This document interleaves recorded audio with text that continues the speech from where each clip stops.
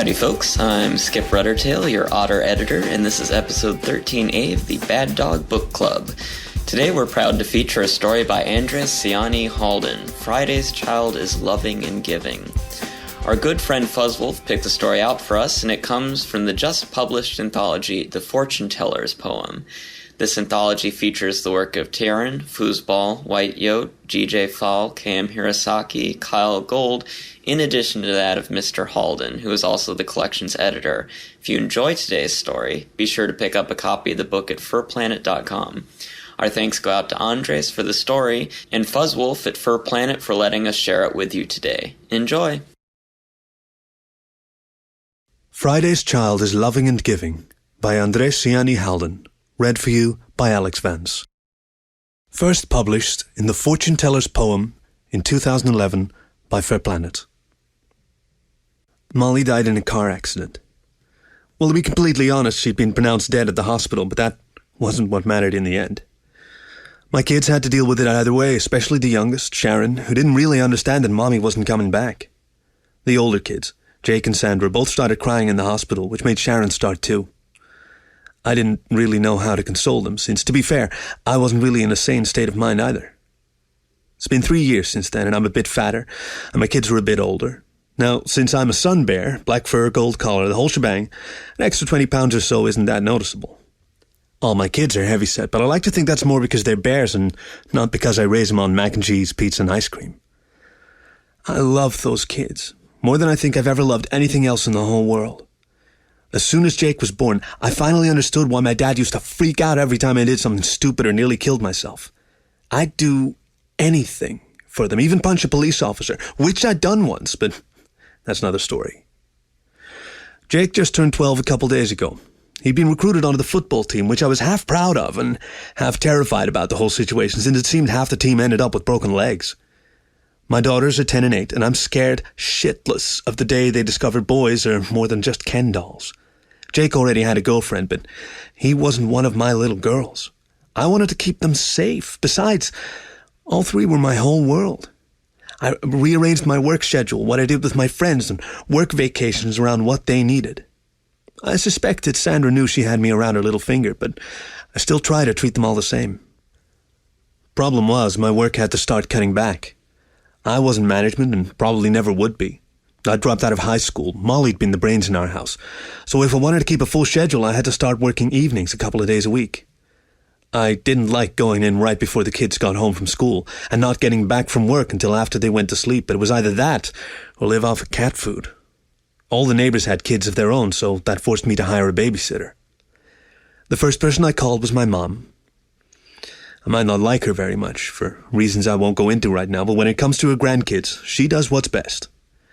Unfortunately, what's best is what she thinks they'll enjoy, not what will help them.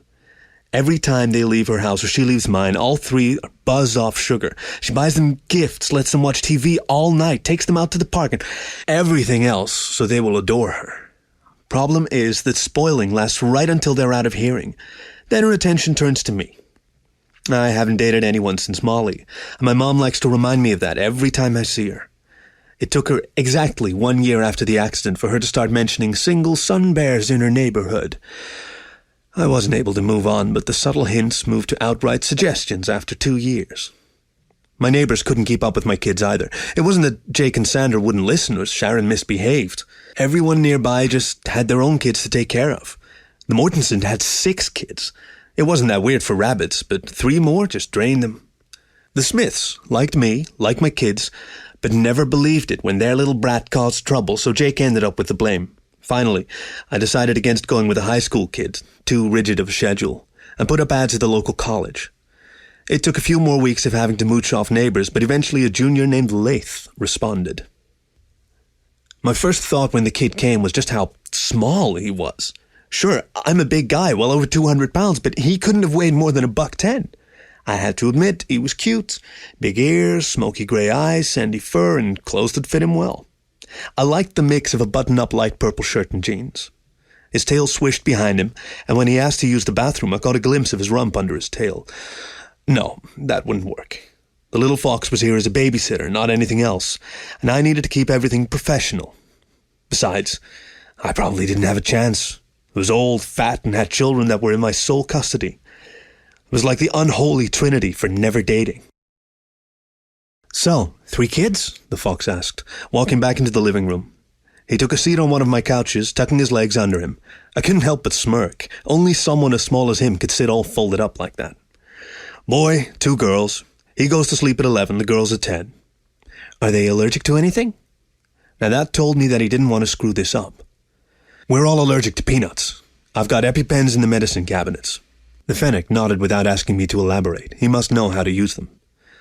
"Do they really like anything? I can cook them dinner when I'm here."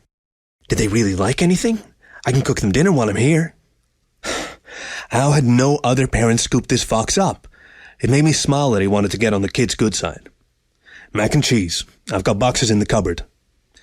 We went through a couple more easy questions, like how much I was going to pay him and the latest he could stay, midnight. After we finished, he gave me a cell phone number in case I needed to call him on the fly. Right before he got back to his car, the school bus drove up. All mine and the neighbors' kids poured out, my 3 running toward me, but pausing when they saw the fennec. Molly had taught them to avoid strangers, so they did this weird sideways walk to make it back to me. Jake just did it a bit more gracefully. "He's your new babysitter," I called out, making the 2 younger kids immediately relax but make Jake look disappointed. I bet he was hoping for another busty high schooler who would wear tight t-shirts. "I'll be back Wednesday?" Lath asked, and I nodded, waiting for the kid to get into his beat-up Civic and drive away before going back inside. The next 6 weeks were some of the least stressful I've had in a long time. I could trust that cute little fennec with my kids, which meant I could focus at work without glancing at my cell phone every 5 minutes, paranoid.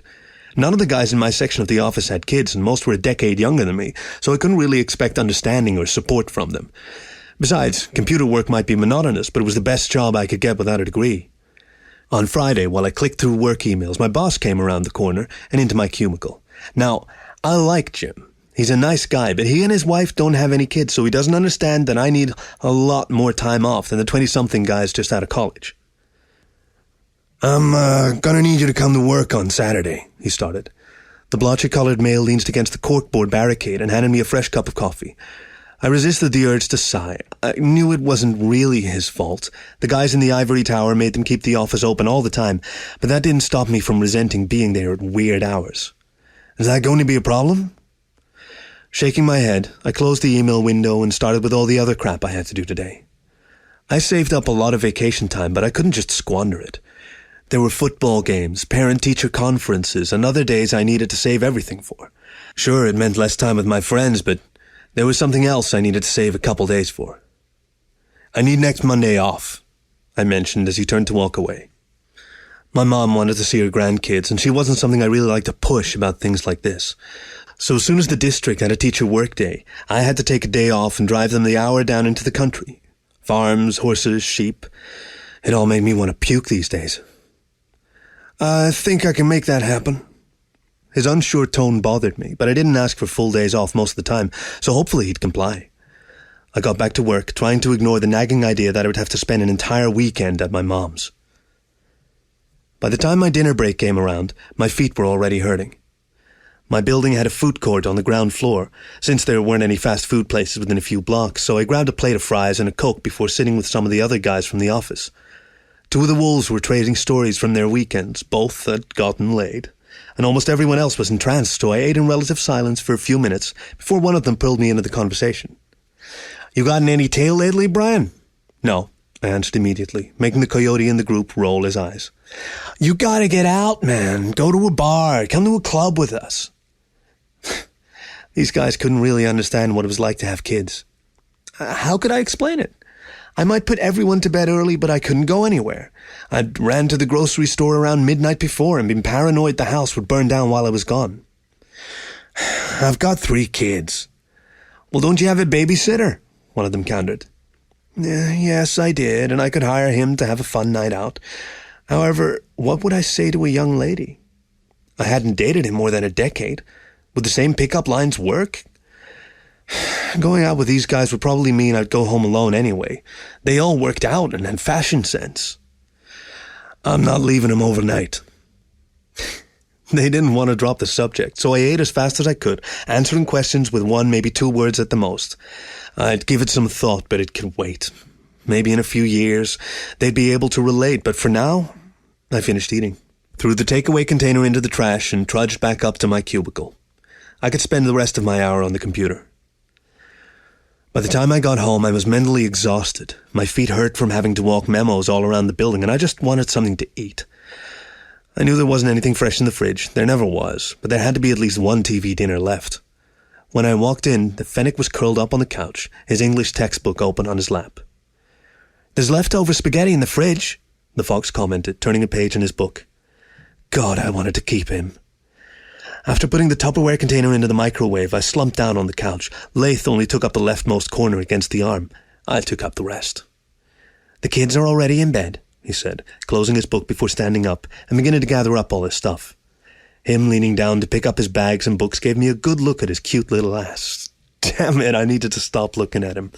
The boy wasn't even 20 years old. Besides, I couldn't just bring a guy home. Kids wouldn't understand. What day do you need me next?" the fox asked as he moved around the kitchen, cleaning up whatever mess he'd left. I hadn't noticed anything except the line between the fridge and the microwave. Thursday," I mumbled, trying hard not to fall asleep on the couch. I heard the microwave ding, and before I could even summon the effort to get up, the fennec brought the steaming bowl to me, complete with silverware. Grunting out a reply, I started eating, only pulling myself up enough that I wouldn't choke. "I'll be back then." Was it just me, or did the kid smile at me in a more than friendly way? I got one last look at his swishing tail before he was out the door, but most of my attention was on the food. Had there ever been sauce or noodles in the pantry? This didn't taste like canned sauce either. Was he that good of a cook that he could make spaghetti sauce from scratch? Might as well ask the kids tomorrow how he did it. I fell asleep on the couch. Whoever was shaking me better have a good reason, but when I opened my eyes, it was Sandra. I smiled, just like I always did when I looked at my little girls. "What's it?"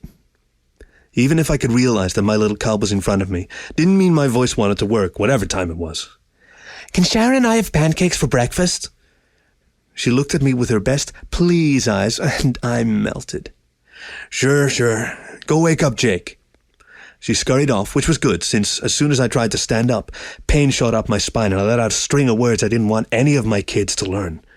The uneven couch cushions had fucked up my back. As I dealt with the pain, all 3 kids came out of their rooms. The girls shared one, already dressed. I'm really glad they'd been able to pick up some of the slack left after Molly.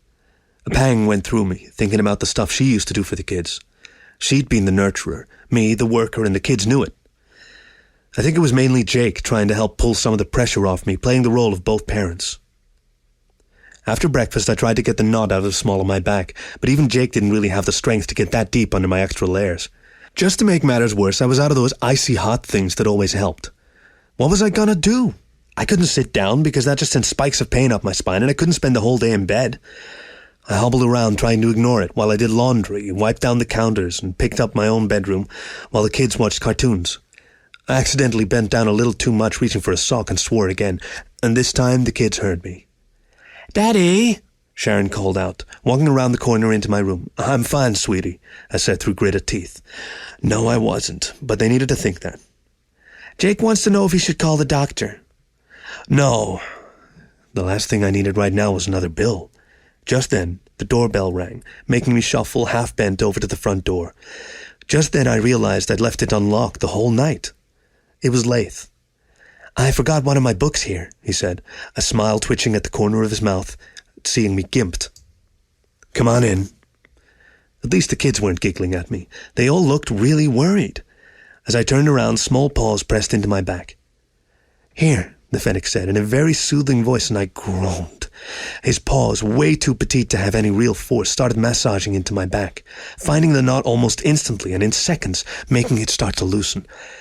I stumbled, having to grab the back of the couch to stop from falling over. How are you?" I almost melted into the couch. Whatever he was doing, the pain that had bothered me for the last couple of hours was fading. "My mom's a masseuse." Oh, God, I needed to keep this kid around as a full-time maid. Could I afford that? The thought was gone almost as fast as the knot popped loose in my back, taking away some of the pain. "You shouldn't hurt yourself," he murmured, but I couldn't really give it an answer. As long as I kept the kids fed, I could deal with something like this.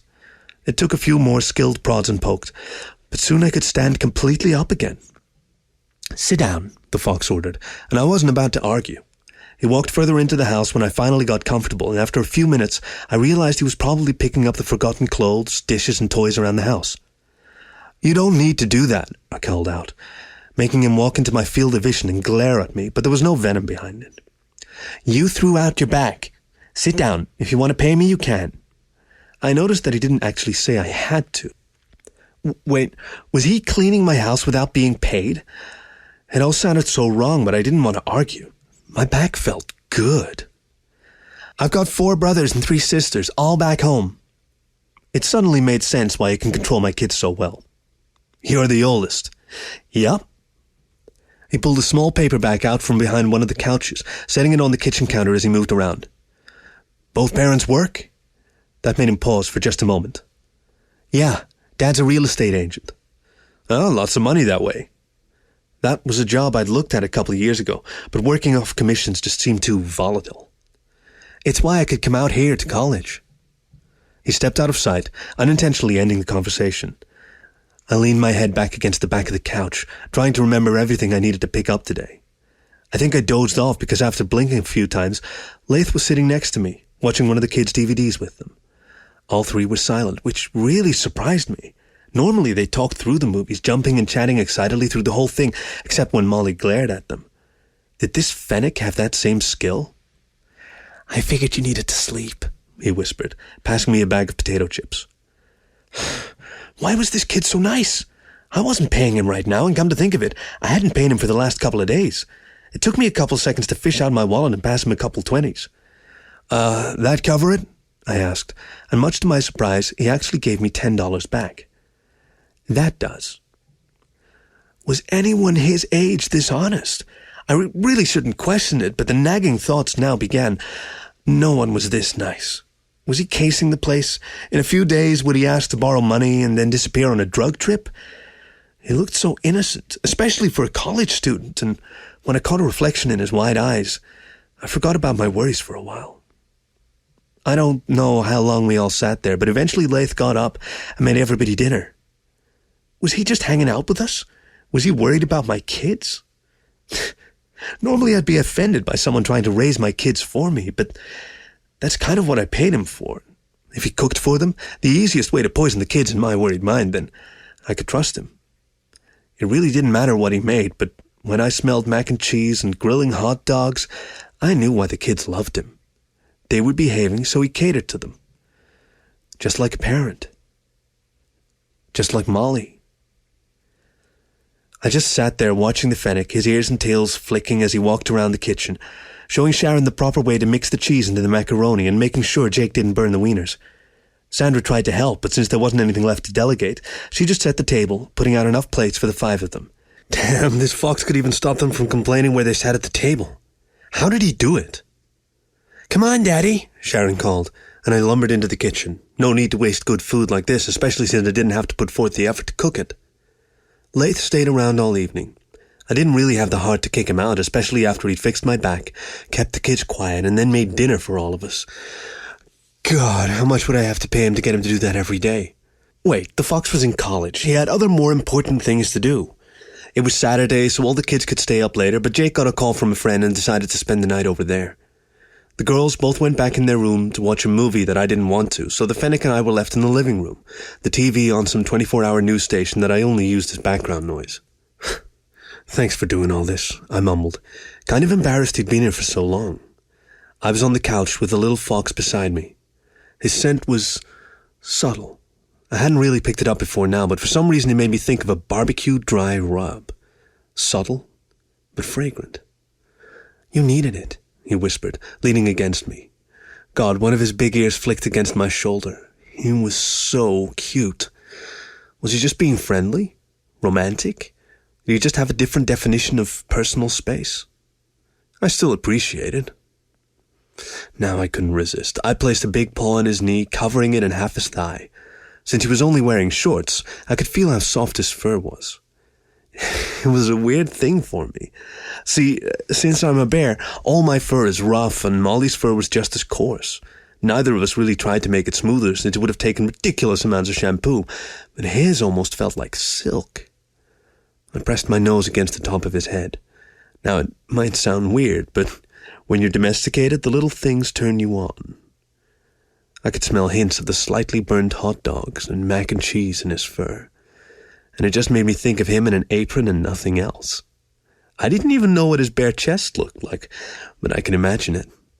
His head tilted up, but with my eyes closed, I didn't know if he was pushing me off. Then he kissed me. God, his lips were as soft as his fur.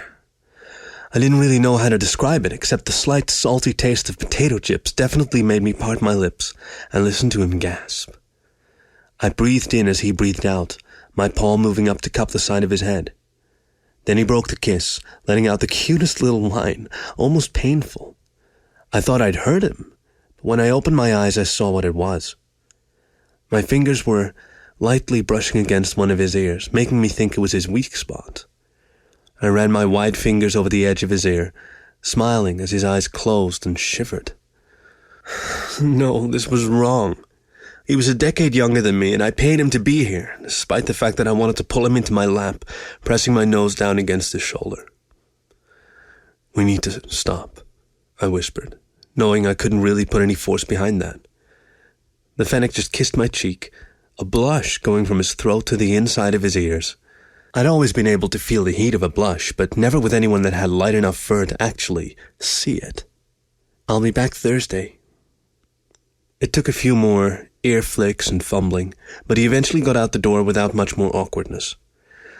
Oddly enough, I didn't think the kissing and the abrupt stop really bothered him. By the feel of it, he knew why I was holding back and understood. The kids were in the house, the threat of them waking up any moment looming, and most of all, I just couldn't go after the babysitter. I didn't really know if it had bothered them, but I needed to do what was best for them. They needed a mom, not a cute little fox that had unwittingly charmed me. Thursday night wasn't a work day. I didn't have to work Friday morning, so I agreed to go out drinking with the guys at one of the local bars. We all carpooled. George, the russet fox, playing the designated driver, me in the passenger seat, and the wolves Richard, Ayame, and Hughes in the back seat. It's one thing I noticed about wolves. They got more animated the more of them there were. If Richard sat alone, he stayed shy, but with a friend on the other side, he suddenly became animated, joking, and sometimes vulgar. All of the other guys were just out of college and making more than me. Maybe they'd end up paying a few rounds. Problem was, I wasn't really excited about picking anybody up, despite George's assurances my size and age wouldn't deter some of the girls where we were headed. When I looked over at the fox, the image of Laith popped into my head. The only thing our driver and my babysitter had in common might be tenuous, but the fox still reminded me of our kiss a few nights ago. George noticed my attention and smirked as he came to stop at a light. We're not going there. I looked past him and blushed a little. At the corner was the Toolbox, the biggest gay bar in town. I figured not. They all knew I'd been married before, but only George amongst them knew of my other preferences, and only because he was gay. I don't think the other wolves knew he wouldn't be picking up chicks either. It's not a bad place, really. Lots of single chicks there.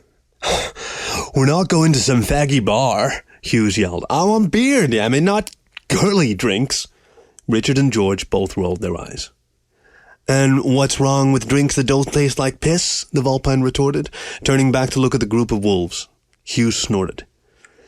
You think we're going to get girls with fairies all around us? That's it. We are getting girl drink drunk. Two of the wolves groaned, but no one actually said anything. All I could do was gulp. Molly and I used to find it fun to go to gay bars. We both liked fruity drinks, so sitting together and giggling at the drag queens or ridiculous half-ripped clothes on some of the guys wore would make a fun couple of hours. I hadn't been to one since. All five of us piled out of the car, passed a muscle-bound cougar at the door who checked everyone's ID but mine, and stepped inside. Unlike a club, which I hated, soft mood-setting music played through the building, instead of some kind of techno or trance that would just give me a headache. When two of the wolves behind me paused, probably not sure how to react here, George walked right up to the bar and waited for the shirtless collie to notice him. 3 mojitos, 2 Cosmos, and, He looked at me, his tail wagging a little. And something that tastes like candy. surprised me. There were about a dozen other guys at the bar, a lot more sitting at tables or in bars, and I couldn't pick up any real scent over that of cigarette smoke and a badger a few feet away from me. Our little group trudged further in, George awkwardly smiling at a few guys that looked up at him. We took an unoccupied booth against one of the far walls, out of the main line of foot traffic. It took a few more seconds for my eyes to adjust, but soon I could tell there were, indeed, single girls there.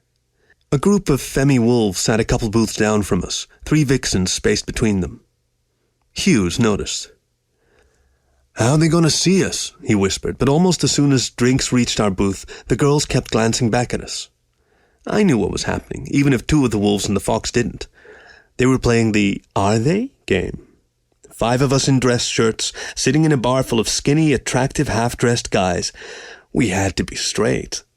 It only took 2 of the vixens another few minutes, and me sipping down one of the mojitos, for them to sidle out between their friends and walk over. I made a point to look down, but they moved right past me to the young wolves, just like I'd figured anyway. They started chatting up George and Ayame, leaving me to reach for another drink. After my 5th or 6th fruity drink, I knew how drunk I was, but I didn't really want to stop right now. Laith would stay there as long as I needed him to, even though I didn't know exactly why. Despite my vision being a bit fuzzy, I could focus on thoughts of the little fennec. I wanted him. I could admit that to myself. But he seemed too good for me. That might be my self-esteem issues talking, but I'm old and fat. Cute, skinny fox shouldn't even look twice at me, let alone care about my kids at the same time he wanted to kiss me. Why did he care? "You doing fine?" George asked, leaning close enough to me that I could pick his unique scent. It reminded me a bit of Laith, with hints of spices mixed in with his musk. "Yeah," I slurred, sipping something that tasted like strawberries and probably had too much alcohol. I focused on the people around me for a moment and realized none of the wolves were here anymore. They must have left with the girls. "You want to head out?" George asked. I nodded, not sure if I could stand up. I fished for my wallet, brushing the fox's thigh in the process, but before I could get bills out, the fox put a black furred paw on mine. "You're good." Confused, I put my wallet away, shoving my way out of the booth. I had to keep a paw on the fox's shoulder to stay steady, but we made it back to the car without much of a problem. I wasn't going to get sick, but there was no way I could walk without the support. When he turned his car on and started to pull out of the parking lot, steering around 2 guys making out against a Chevy, he picked up the conversation again. "You look happier," he commented, keeping his eyes on the road. I didn't really know how to react to that. I did? From what? Was it Laith? I did worry about the kids a lot less, and I knew coming home to see that little fox on the couch, reading or watching TV, made me smile. "You dating someone?" Honestly, I didn't know how to answer that either. I wanted to date Laith more than I wanted to date anyone since Molly died. However, I now understood what my wife meant when she joked about old boyfriends being too nice. Laith never complained about long hours or weird schedules. He fed the kids each night and smiled when I walked in. What was his deal?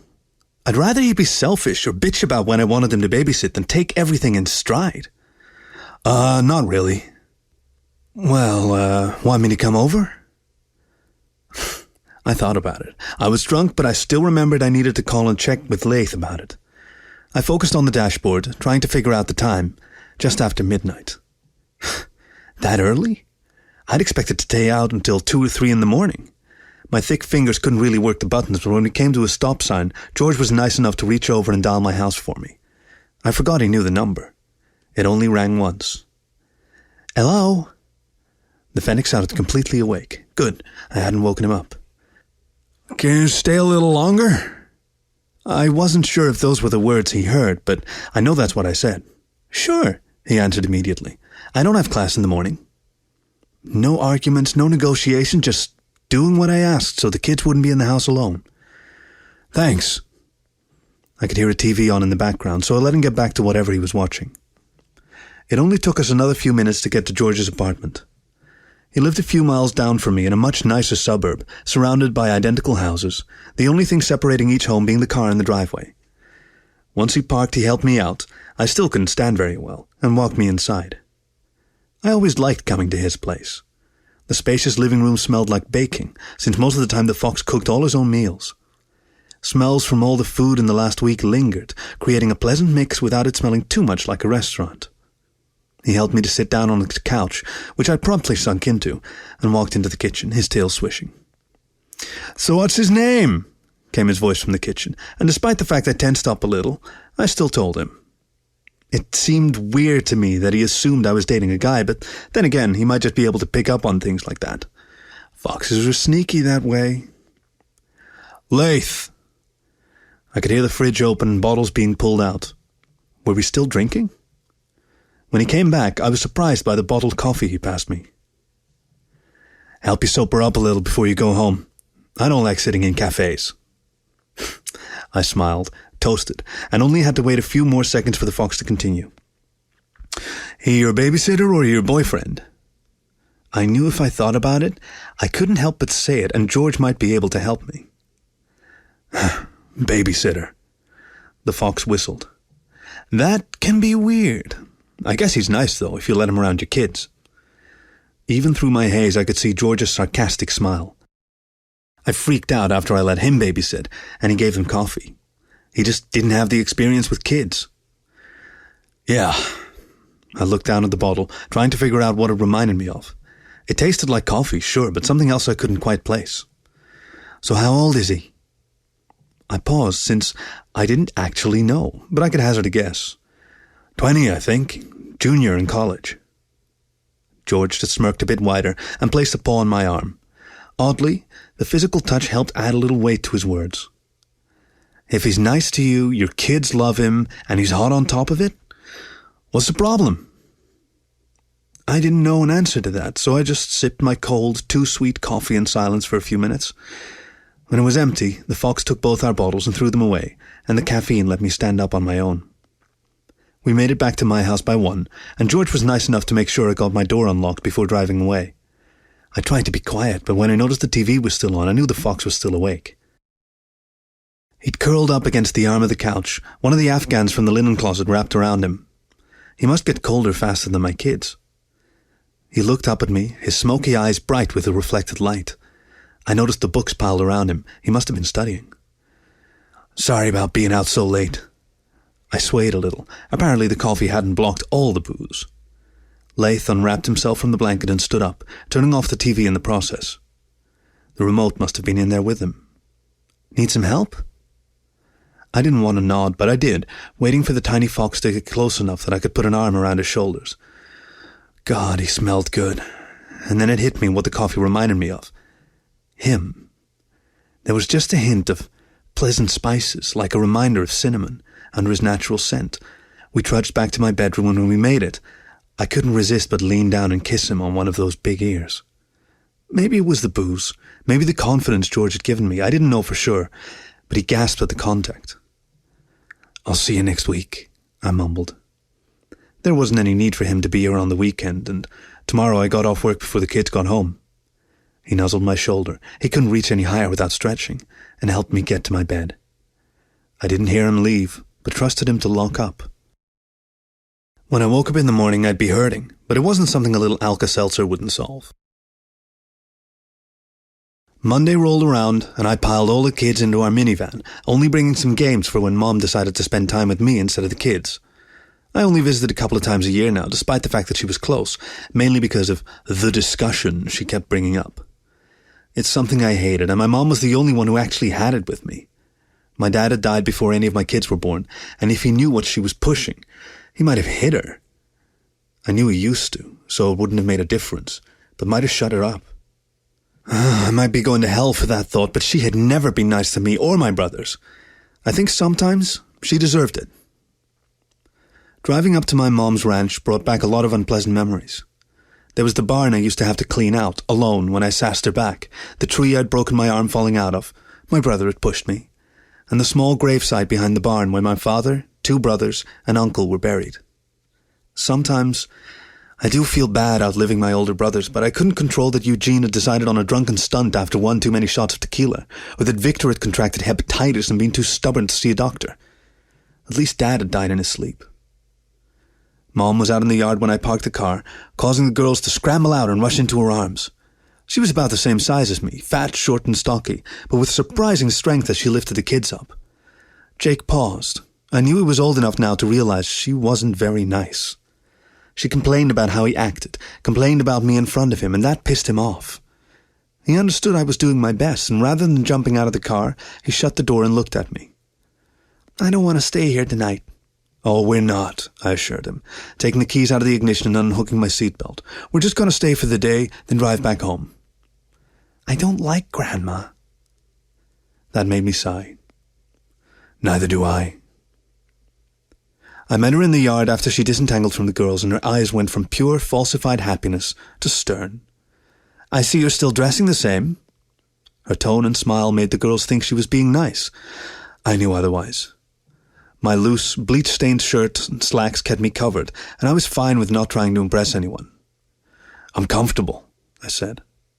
My mom frowned, but turned to help lead the kids into the house. Jake stayed next to me. I think he saw our mean eyes too. The inside of the house put me in a remarkably neutral mood. Sure, not much had changed in the last 20 years. The same lumpy couch, the same old TV from the late 80s. But one thing did draw my attention. The mantle always showed off everyone in the family my mom was proud of, but one picture I'd given her was missing. My favorite picture of me and Molly, back when she was in college and I'd just proposed, her with a goofy grin and holding out a ring. It was nowhere to be seen. I walked over to the mantle, scanning to see if I was just missing it. No, she'd put it somewhere. "Where'd you put it?" I even lifted up a few frames, trying to see if something had just been moved in front of it. "I took it down," my mom said. She ushered the kids into the kitchen, and though I could smell fresh brownies, that wasn't important right now. "Why?" She stepped up next to me, looking down the line of Polaroids and developed snapshots, showing my dead dad, me, my dead brothers, and my kids. "It's time you moved on. I threw it away." I almost hit her. God damn it, my paw clenched, my nails dug into my palm, and I almost took a swing at her. I wasn't having the discussion 2 minutes in the door. I'd driven out here for her to see the kids, spoil them, feed them sweets, take them horseback riding, and then send us all home. Sure, I knew this would happen, but couldn't she wait a couple hours at least for when the kids were chasing one of the dogs instead of preoccupied with brownies? I glared at her, knowing I never could get the angry look down, and tromped into the kitchen. "Kids, we're leaving." Sharon had half a brownie in her muzzle, and though she looked disappointed, she still obeyed when Jake grabbed her paw and almost ran for the door. Sandra had the good sense to grab a few more brownies before following. "You can't avoid this forever," my mom said, all the venom back in her voice now that I'd put my foot down. "Your kids need a mother." Though I couldn't see my girls anymore, Jake waited for me at the door, watching the exchange intently. "Apparently, you don't know what they need," I said, my voice angry. "You still need a wife, and every house needs a mother and father," she retorted. "Dad took care of us. It's not like you did." The words left my mouth before I could think them over. She looked like I'd physically slapped her, but she regained her composure almost as quickly. "Seeing how you're acting," she said coldly, "he didn't take care of you very well." I'd never seen red before now, but I lost my peripheral vision for a couple seconds, and I dug my claws into my palm so hard I cut the skin and started to bleed. "You can insult me all you want, but you will not talk bad about Dad." A foul taste filled my mouth as I kept talking. "Do my kids need a new grandpa too? Why haven't you gotten remarried? Doesn't that make you a failure?" I've never seen my mom speechless, but before her stunned silence wore off, I stomped out of the house, grabbed Jake on the way, and to the passenger door of my van. As soon as everyone was buckled in, I shifted into reverse and backed out as fast as I could. Jake looked proud of me, and to be fair, I was sickly proud of myself too, but I still put on my best warning face. "Don't you ever talk to your grandmother like that." He smirked, and I knew that he would repeat it, but I still shifted the car into drive and started down the road. For the first half hour of the trip back, my mind remained solely on the road, but it wandered quickly to the casually blank space on her mantle. Molly and I had been married 10 years, and my mom had taken the picture down as though she needed to be forgotten. I could never forget her. I could never really move past her. A sudden image of Laith entered my mind, making me realize how self-sacrificing he'd been for my kids in the last few weeks. If I needed him the night before a test, he'd just study while the kids watched a movie. If I needed him on Friday night, he'd give up social events to make sure I didn't need to worry about work. I loved them, and I think the little fennec did too, despite the fact that he'd only known them a little while. I needed him, probably a lot more than I realized until now, so I picked up my cell phone, charging on the dash, and dialed the fox's number. Jake looked at me sideways from the passenger seat, making me think he knew what was going on in my head. He knew how I thought more than anyone. "Hello?" Laith answered. I could hear faint music in the background, something mellow and familiar, making me think he was in a coffee shop. The image of the little fox, sitting delicately in a quiet shop and drinking a cappuccino, lightened my mood a bit. "It's Brian. Can you come by the house in about an hour? Did something happen?" He sounded concerned, and I knew Jake could hear his voice, since the boy leaned in a bit closer to me and swiveled his little round ears in my direction. I didn't really want my son in the conversation, but I couldn't really push him away with one paw on the wheel and the other holding up the cell phone. No, I just... How could I explain this with the kids only a few feet from me? "You need some company?" I smiled, switching lanes to get around a tractor trailer. "Yeah. You mind?" I thought I heard a chair scraping on the other end of the line and some shuffling of papers. He must be working on a paper. Sometimes I forgot he was actually in college, not just a fantastic babysitter. "Not at all. I'll be there." "Oh, thanks." I knew the relief in my voice was evident, since I heard his pleasant laugh before we exchanged goodbyes and hung up. Out of the corner of my eye, I could see Sandra lean forward. "Is Laith coming tonight?" I nodded, making her smile. If they liked him, I needed to keep him around. Jake hid it most of the time, but he was lonely. Having an older friend around the house would help lift his spirits, and the girls certainly weren't complaining. The fennec pulled up exactly 3 minutes after we got back, and after letting himself in, all 3 kids went crazy. Balanced in both paws were 2 pizzas, with a smaller box on top. Once he set the boxes down on the kitchen counter and sent the girls to gather paper plates and napkins, they were happy to eat straight from the box. He faced me. The 2 of us obscured from the kids' sight by the half wall that separates the living room from the kitchen. My house had a very neat design. Both the living room and the dining room joined at the kitchen to form an L shape, letting anyone on the couches or at the table keep an eye on the stove. "Oh, thank you so much," I whispered, pulling money out of my wallet to cover the food. I hadn't even thought about getting something on the way, knowing the kids would be hungry by the time we'd get back. In my mind, something microwaved from the fridge would have worked, but this was so much better. "Don't worry about it," he whispered. A small, sand-colored paw pushed my money holding one down, and he stood up on his toes to kiss me on the cheek. Before I could respond, he walked back into the kitchen, tail swishing as he corralled my kids. We spent the rest of the day in the house, switching between Laith beating me at video games in front of the kids, all of us watching a movie, or the kids all doing their own thing while the fox and I sat on the couch together. The 2 of us didn't need to keep up conversation. It was an easy silence, something I wasn't used to with anyone but Jake. Maybe that was because my oldest was just a little clone of me. Laith even cooked dinner again, this time deciding on from-scratch ravioli. Now, I'm a terrible cook, so I just stood to one side, watching the fox teach Sharon and Sandra how to properly construct the pasta. He'd left Jake to mix the pork and spices filling with his bare paws, since neither of the girls really wanted to play with squishy, raw meat. The fox even wore Molly's old apron, which, oddly enough, looked like it belonged on him, despite it being far too big. After dinner, the 5 of us all curled up together to watch an animated movie I'd liked as a kid. Now, by curl up together, I mean Sharon was in my lap, and Sandra was curled up against Laith, and Drake was on the floor.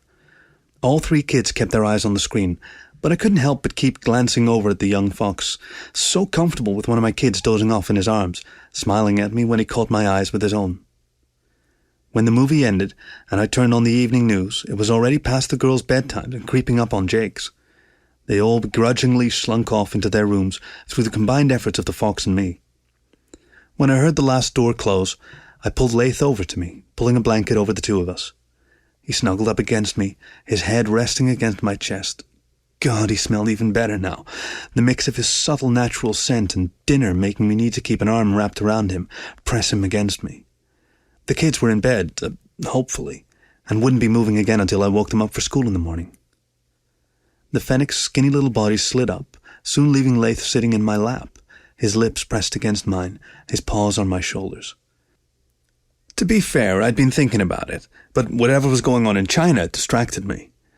I parted my lips, letting him breathe into my mouth, my paws sliding up his sides, playing with his big tail, making my claws lightly rake down his back, making him shiver.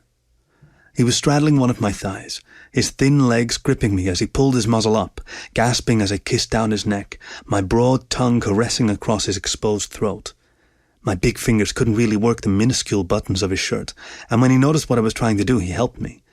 The sea-green dress shirt sliding off his shoulders, my lips moving across the bare white fur covering his chest, not much of a contrast from the tan fur on his arms and legs.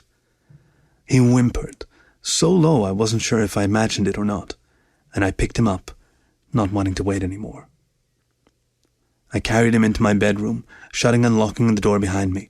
Please, God, of every night in the year, don't let Sharon have a nightmare tonight. I kissed him again before setting him down on the king-size bed, leaning over him, more towering, as I ran my lips along his ears, his breath catching in his throat as I undid my pants. I could feel my sheath already filling, and it took me a good long while to get hard. I wanted to make him feel good while my body caught up with what my mind wanted to do. He didn't resist. He didn't act coy or embarrassed. His blush was more from my fingers tracing his ears, and even helped move things along. His fingers moved along the waistband of his slacks, undoing the buttons above and below his tail, and then the one in front. All four of our paws helped pull them down. My own clothes could wait. I have to say that even if I normally thought him a bit too thin, seeing him like this made me forget any complaints I may have had. I couldn't see his ribs through his fur. He was thin without appearing anorexic, muscles evident in his thighs when I ran my blunt claws down them.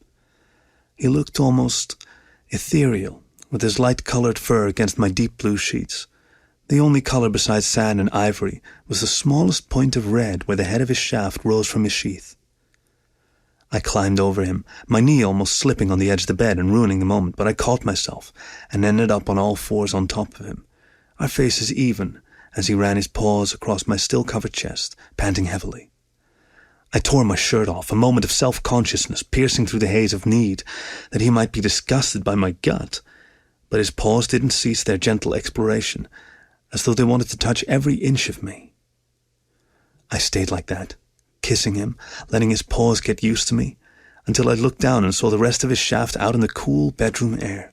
Like the rest of him, it was cute. The slight bulge at the base that would form the knot obvious, with only a few inches past that. I wrapped a paw around the whole length, and the red flesh disappearing behind my fingers as he gasped. He at least realized to keep everything quiet, and as he bit his lip to stop from whining loudly, I settled back on my knees, slowly stroking him as I brought my other paw down, trying to be tender as I ran a blunt claw closer to his tail hole. Within a few seconds he was humping up into my paw, my fingers gliding now from all his pre-cum. He might not have much down there, but he made up for it with all his eagerness and sensitivity. When I ran a claw right under his sack, he jumped, clapping a paw over his muzzle to stifle a whimper. After I grabbed a bottle of Vaseline from my bedside table, a man has private needs too, I started working under his tail. He, at least, knew how to relax when I pressed one of my thick fingers against his tail hole, teasing a bit before starting to press in. His paws stayed over his muzzle, his legs shaking slightly as I loosened him up, my single digit soon working its way around inside him for just a bit before I started moving it back and forth. I'd let go of his cock. By the smell I thought it would burst any moment, and it kept spurting pre onto his belly. As soon as he was stretched out to my liking, I pulled my finger out, wiping it on my abandoned shirt before throwing the garment to the floor. I kissed the petite fox, tenderly, lovingly, before I pulled down the zipper of my pants. Now, I don't like tooting my own horn, but I'm big. I'd never heard a complaint about my length or girth, and now that my slacks weren't containing it, my shaft flopped out much longer and thicker than him. I kept my eyes on the Fennec's face, trying to read what he thought of it, but I was answered by his paws, the small things moving down, wrapping around my maleness. He squeezed, and I shivered. His tiny paws could barely fit around it, but they worked their magic, getting me to full hardness with fingers across the head, strokes along the shaft, and squeezes at the base. I tried to keep my lips near his, but it was impossible when he got serious, stroking me firmly and watching as I started to dribble pre-cum down on him. I couldn't wait any longer. I gently pulled his paws away, nuzzling him as I lifted his legs, bending him until his knees almost touched his chest.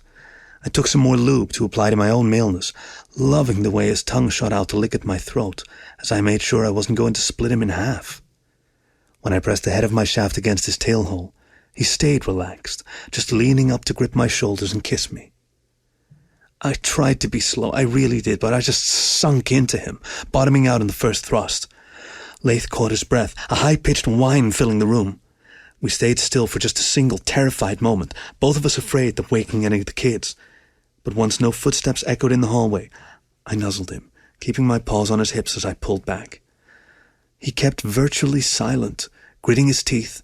I knew I'd hurt him, or at the very least not given him the time he needed to adjust. But I couldn't stop now. Having someone clenching around my maleness after so long made me push back in immediately, kissing him to stifle my groan and his whimper. Despite the fast pace I picked up, and despite the fox's initial pained sounds, his members still dribbled onto his belly, his breath still caught in his throat, and his insides still clenched around me. I huffed, breathing heavily. This was probably the most exercise I've had in the last couple of years, but I was willing to deal with the muscles in my thighs burning to take this fox. I shifted my weight around, trying to get in deeper, and once I did, he started letting out these cute, high-pitched noises. They were quiet, and I couldn't remember what they were called, but only foxes made them, and it drove me crazy, making me pound faster, nip at him, kiss him. I felt the pressure in my balls. I was going to come, and there wasn't anything I could do to delay it. I pushed in as deep as I could, almost curling around him as I gritted my teeth and squinted my eyes shut to stop from roaring into the ceiling.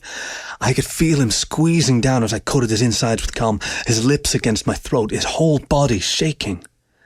I slumped down as soon as it was over, knocking the wind out of the little fox before I rolled over, slipping out of him with a wet pop. Now he did groan, but I'm sure the sound of the mattress springs covered it up. When I looked over, I saw his belly covered in cum too. My belly rubbing against his cock had gotten him off, without any pause needed. I always tried to sleep flat on my back, just to take as much stress off my spine as possible, but now I needed it. Just keeping myself over him made my legs, knees, and back ache, so I stayed like that, rolling the fox against me. I knew he was sore too, but he still nuzzled against me, his eyes closed and a look of bliss on his face. I kissed his ears, almost giggling like I was 20 years younger. It had been so long since I'd done any of this. I'd put an arm around the petite fox, wanting to share every part of me with him. I pulled my giant comforter over us, trying to decide if I wanted to pull him into a quick shower. I didn't know when I fell asleep, but I knew I woke up to a gentle prodding in my shoulder. After opening my eyes and realizing the fennec was still curled up against me, I looked over to see Sharon dressed for school. Jake says you need to drive us to school. Oh, fuck, what time was it? I looked over at the bedside table, gently rolling Laith off me. The fennec stirred, but didn't wake up. It was already 8 o'clock. They should have left 20 minutes ago. Let me get dressed. I was awake enough now to remember I wasn't wearing anything. Sharon treaded back over to the door, but her next questions made me pause in trying to find where I'd thrown my pants last night. Is Laith going to be our new mommy? I didn't really know how to answer that. Why are you asking that?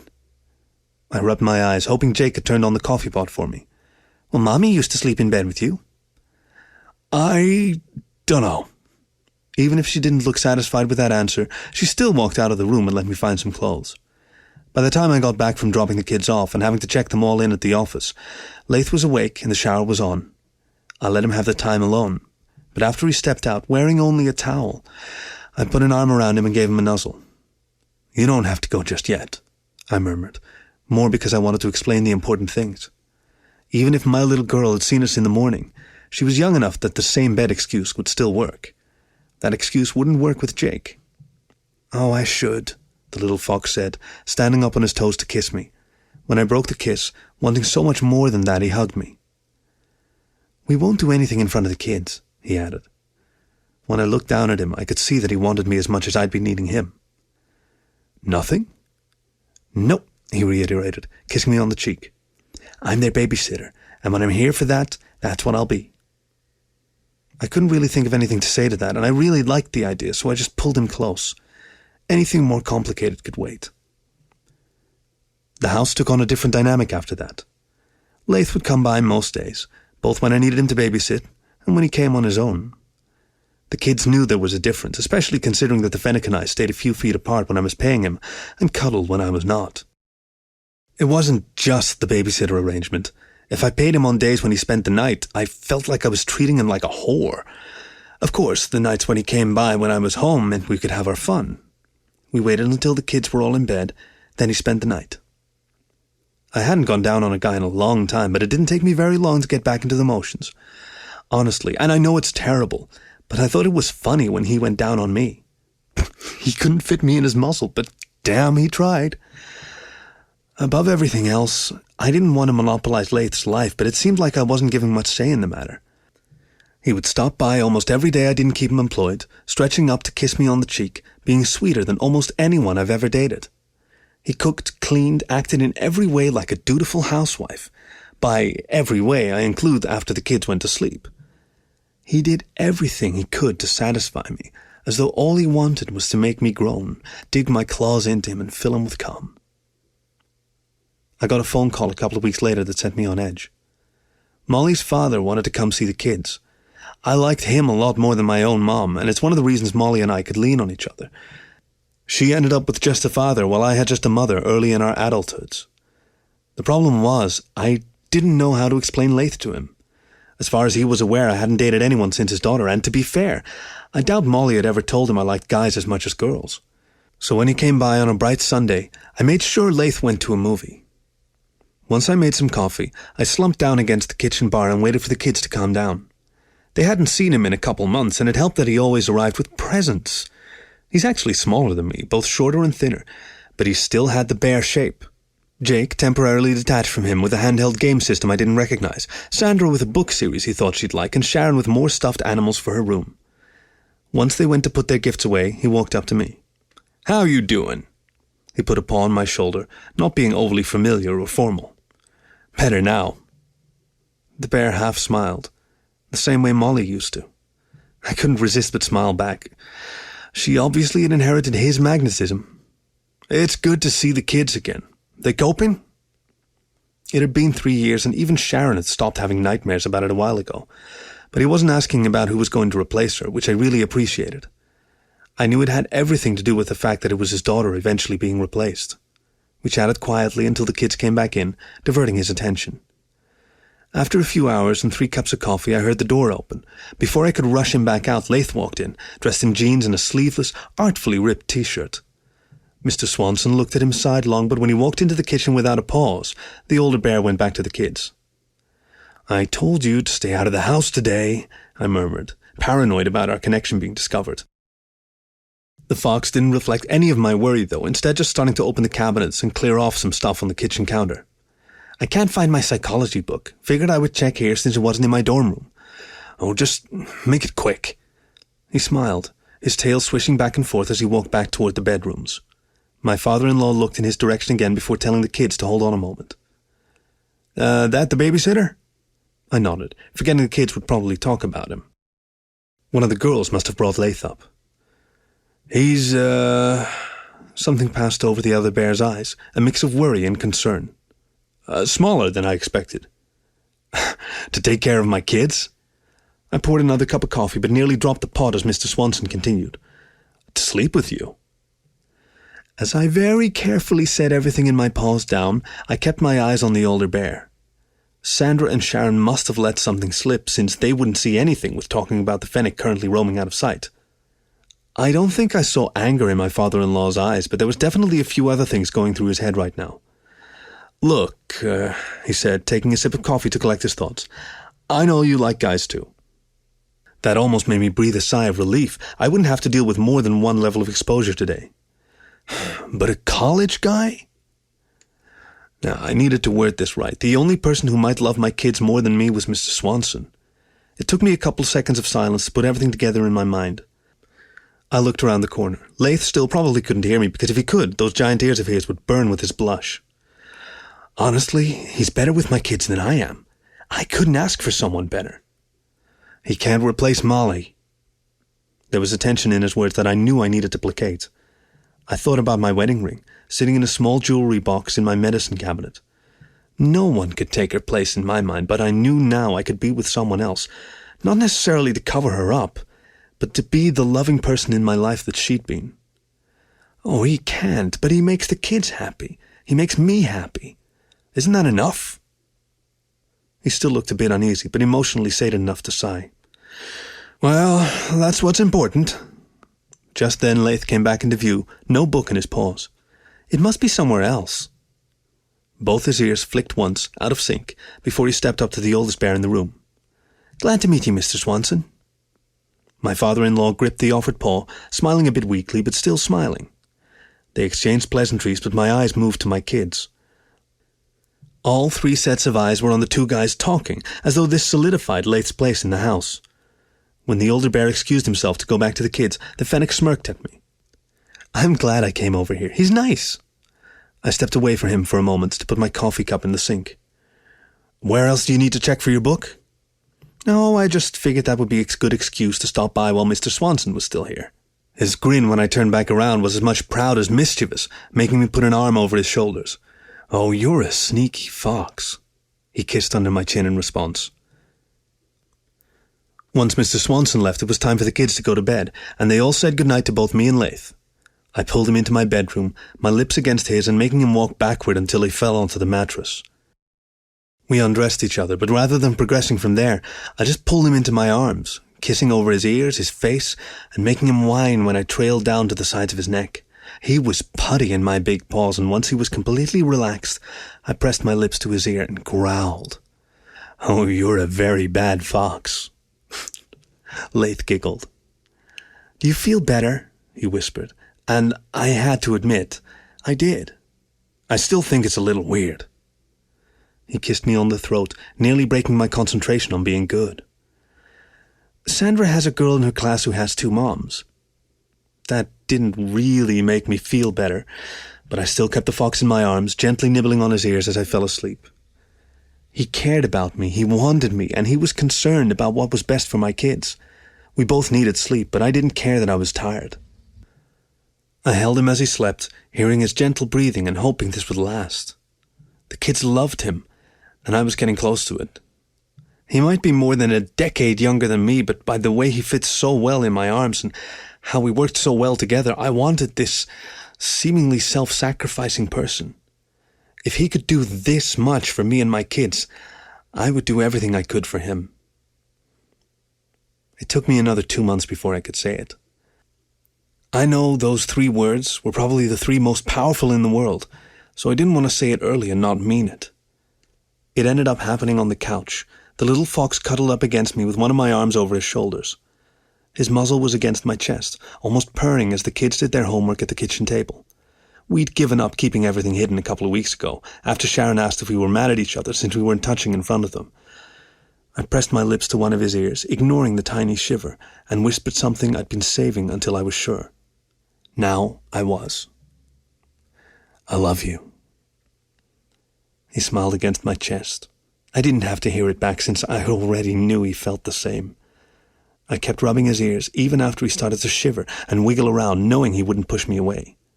He liked it, even if the kids thought I was tickling him. You've been listening to Friday's Child is Loving and Giving by Andres Cyanni Halden, read for you by Alex Vance. Thank you for listening.